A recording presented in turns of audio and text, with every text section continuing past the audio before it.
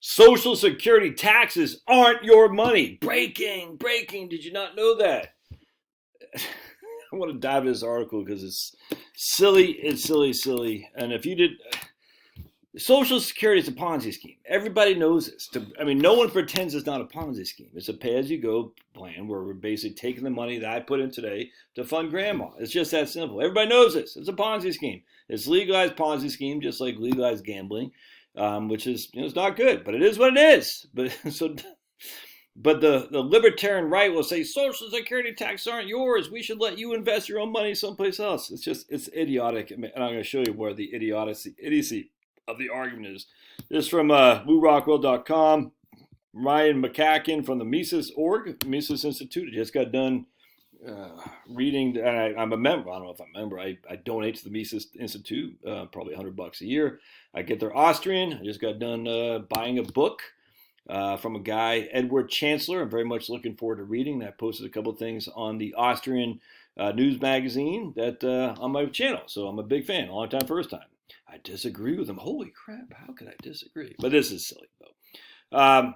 Let it not be said that Americans don't feel very strongly about their own Social Security, because we say we paid for it, we deserve it. That's 100%. I say this because in my response to my article last week on raising the Social Security age, I received some furious responses than any other article I've received in years. Here's one. What, are you just nuts? Having paid into Social Security for over 40 years and experiencing big government losing my records for some of my most productive years, my stipend has been reduced. That's why you check your freaking thing every year, guy. That's on you. That's why you check it. And I have a sneaky suspicion when I hear that. I said, I wonder if he's self-employed or underreported, as I did a video of that the other day. All right, let's keep going. And after my wife and I planned for retirement, saved while contributing to Social Security, she died 2 months after her 65th birthday, never having received a single payment from Social Security after paying in for 42 years. There are no spousal survivor benefits. There are a survivor benefit. Yes, 100% there is. So I don't know what the hell this guy's talking about. And this guy, Ryan McCracken, released the McCracken, doesn't state anything on that. There is a survivor benefit. You don't get spousal. There's a spousal benefit and a survivor benefit. You don't combine them. Come on, man. It's silly. You absolutely get your survivor benefit. And then you defer taking your own to your 70s. It's just boilerplate stuff here. Age of qualification, all the contributions she paid in are gone. All right, whatever. Either wise up or do your research and stay from. All right,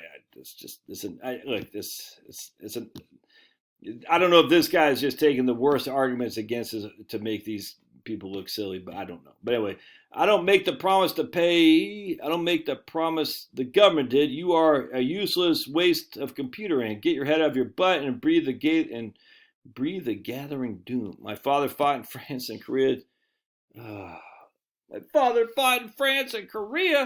Didn't live long enough to collect his benefits, nor my mother-in-law, so F you again. Okay, I don't think these are very well-constructed arguments. I think what this guy is saying is like, this is what they say when you challenge the moon landing hoax. They say, look at these people. Some of these people are stupid. You're like, yeah, okay, that's not me, because moon landing certainly didn't happen. And so you can, hey, look at these people. These are on your side who are challenging my thing on raising the retirement age. They're crazy. Right? A less emotional reader suggests that instead of reducing payouts, the better plan would do away with the Social Security program. Give me the money. That's not going to happen. These sorts of responses all share a common thread. Many are under the impression that they have some sort of promise or agreement with the Social Security. All right, so let's check this out right quick, because it's not insurance. There's no trust fund. Your money is gone. Everyone knows this. It's a Ponzi scheme. But anyway, I want to go right here. In Fleming versus Nestor, the U.S. Supreme Court set the record straight. Social Security is actually nothing more than an umbrella term for two schemes that are legally unrelated, a taxation and a welfare scheme. Yep, there is no trust fund as that term is commonly understood. No lockboxes, no IOUs, nothing is neither solvent nor bankrupt. I 100% agree. But then we have this, Helfering versus Davis in 1937. The Social Security is not an insurance program. The Chief Justice anticipated Nestor when he had speculated that from the bench that the Congress could have the authority to abolish the welfare component while keeping the taxation component.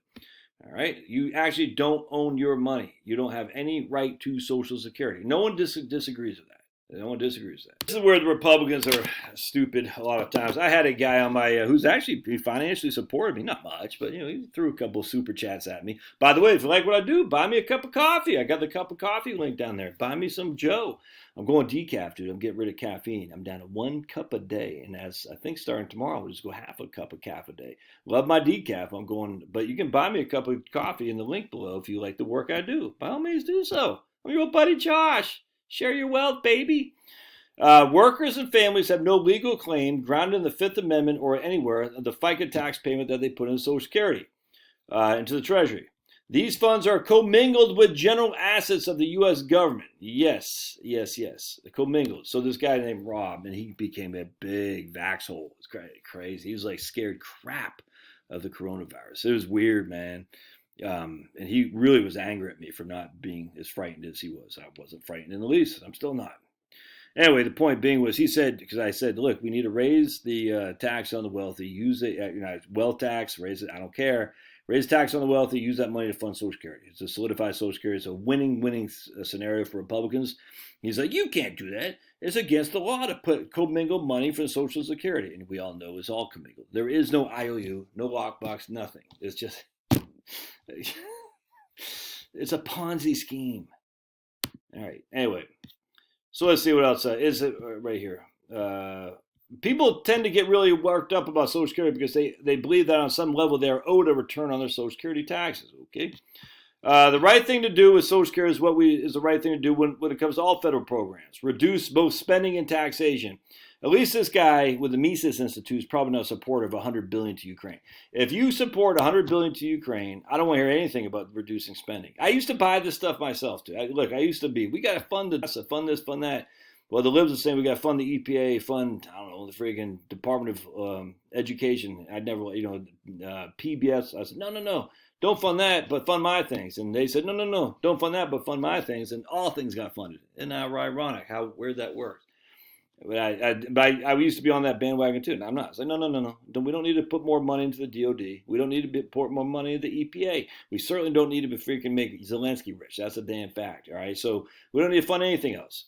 But with that said, the idea that reducing spending and taxation, dude, come on. These guys this is why the Austrians economists, they're just living in this farcical land, farcical of just, freaking unicorns and green energy. They're not, I shouldn't say green energy because I'm not sure where they stand on green energy. Unicorn farce. You're not going to reduce spending and tax. I mean, you're not going to do it. Why would you reduce? What incentive is there for a politician to reduce spending? There is no incentive. They just keep the money printing machine until the empire collapses, which is going to happen probably sooner rather than later. Merely cutting the Social Security tax doesn't solve anything. Can only increase the deficits. Okay, the deficits, because the deficits are what? I mean, literally, the MMT people are right. They can do whatever the hell they want. No one cares. Hey, we just another $100 billion, and that's the right winger saying it too. But anyway, so this guy wants to fix Social Security by raising the retirement age, which is silly. Anyway, the long story short, you don't own your own Social Security money, but you know something else? The Supreme Court said. You know what else the Supreme Court said? Let's take this out.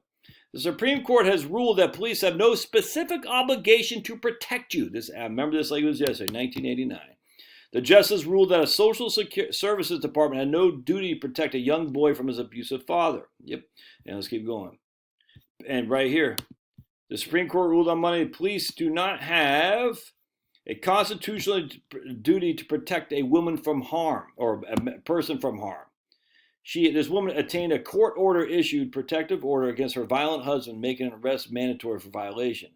But the justices, RBG and Scalia and John Paul Stevens, overturned a ruling by federal appeals court. The appeals court had permitted the lawsuit to pursue against the police for the failure of the police to respond to a woman's plea for help after her estranged husband violated protective order by kidnapping their 3 young daughters, whom he eventually killed. Scum effing bag. But the police had no obligation to protect. That's what the Supreme Court says. So don't call 911 Mises Institute, because if you call 911, they're under no obligation to provide you protection. Don't do it. Obviously, don't call 911 for a house on fire. They're on no obligation to come down and take out your house. Look, it's just a fact. So you can use the Supreme Court arguments all you want that they're under, this isn't your money, they're under no obligation to provide you. They can change that. Fine. Politicians are the one who make the rules. Like the politicians don't make the rules. The banksters and the freaking corporate lobbyists who do. But no politicians are going to win ever reducing Social Security. It's just not going to happen. Not going to happen, regardless of what the Supreme Court says. It ain't going to happen. So can you just stop this crap? It's embarrassingly silly. I don't know if they got comments on Mises on this. Let's take a look here. That's just the whole thing. That's the whole thing with the gun rights. So in 1993 or something like that, a lady, a Marine, a black Marine, and a woman in Occoquan. Where was it? Yeah, Occoquan. Where are the Marine? There's anyway Marine base up there. I remember it's Occoquan off 123 in Washington, the D.C. area. She had a TRO against her husband, and she had to wait her husband said restraining order. Her husband said, "I'm coming to get you." And she goes, "I want to go get a pistol." And they had a 7-day waiting period in Virginia. I can't remember if she got killed or what, but I'll never forget that. And that was the beginning of the end for the anti-gun nuts. We were like, no, we're not. We've us on the pro Second Amendment side have done. We've given. We're going to take back now, and we've done a great job of that the last 30 years, 100%. We said no. Police are under no obligation, and they weren't. Supreme Court has said that many times. Many times. They're under no obligation to provide you protection. And as such, you're under your own obligation. You better be judged by 12 and carried by 6. Always remember that. All right. Let's see if we have any comments here. So I had 122 comments in here. Let's see if I can't see low comments. Let's see what we got. It's stupid. Anyone who receives Social Security payments is deliberately taking stolen wealth. Stolen wealth. I remember hearing that too. Libertarians back when I was taking my GI Bill. You're taking money. I was like, the government. I said, well, I don't consider it stolen because I did what I had to do under a contractual obligation on my end in the Army and the taxpayer. The government represented you as a taxpayer. You might not like it. You can vote differently or you can move to another country. But I hate to say it, them's the rules, baby. It's pretty funny. Great. I believe that people should think twice before informing others that they or someone they love fought in a war so we could have the privilege of paying into Social Security. I agree. But thousands of nameless heroes have died for our right to vote. Countless people I have encountered this in my lifetime. Yep, exactly right. That is so funny. I just want to see if I can put a little comment in here. Let's see. Oh, I can. So I say your first commenter was wrong in his assessment of Social Security when he said, and we're going to do this, boink, there is no, pause real quick. So your first commenter was wrong in his assessment of Social Security when he said, after my wife and I planned for retirement and saved while contributing to Social Security, she died 2 months after her 65th birthday, never receiving a single payment. And I go into this. I said, there is no spousal survivor benefits. That is correct. But there is a spousal benefit and there is a survivor benefit. This guy should have simply taken a survivor benefit off of his wife's record and allowed his own retirement benefit to accrue delayed earnings credits at 8% a year until he reached 70. Then he could drop his survivor benefit and replace it with his own, presumably much larger benefit. All right. Anyway, there you go. So we'll see all these fools. It's okay. I hate on Social Security all you want. You can hate on Social Security. You can hate on Biden all you want. You can hate on Trump. It doesn't mean anything. It just is. It's just that simple. Love your thoughts. Buy me a coffee. You. I need coffee. See you.